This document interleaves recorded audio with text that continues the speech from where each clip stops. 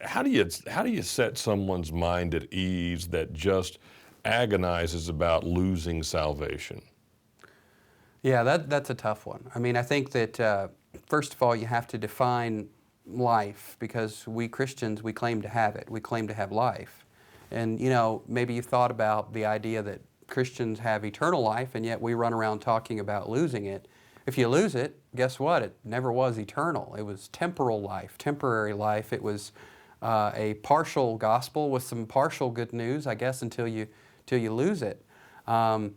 You know, and I guess you show up for the great white throne judgment and you lived your life as a believer and then you're there 12 seconds and God finds something wrong with you and then you lose it and so you go to hell. You lost your salvation when you thought you had it because you didn't do enough, you see.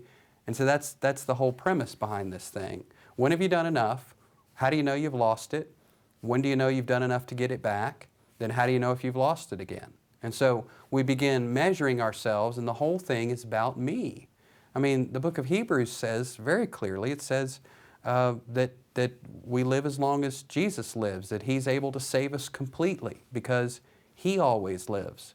So my salvation is tied up in the length of Jesus' life. So it's not about my life. I mean, my life might look great, my life might look not so great, but it's not about my life, the quality of my life, the performance in my life. It's about His life. His life is eternal life. That's the life that you've been given.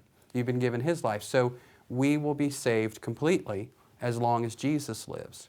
I think we have to come back to the definition of eternal and realize that also eternal doesn't mean just everlasting. I mean, everlasting is like life in this direction, and it goes on and on. But eternal life is life that never ends, but also life that never began. And so then it gets weird. There's a mystery there.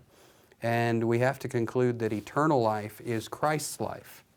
And so then my salvation is really His life, and it's not about, again, it's not about measuring my life to see if I still have it. And that's what makes all the difference.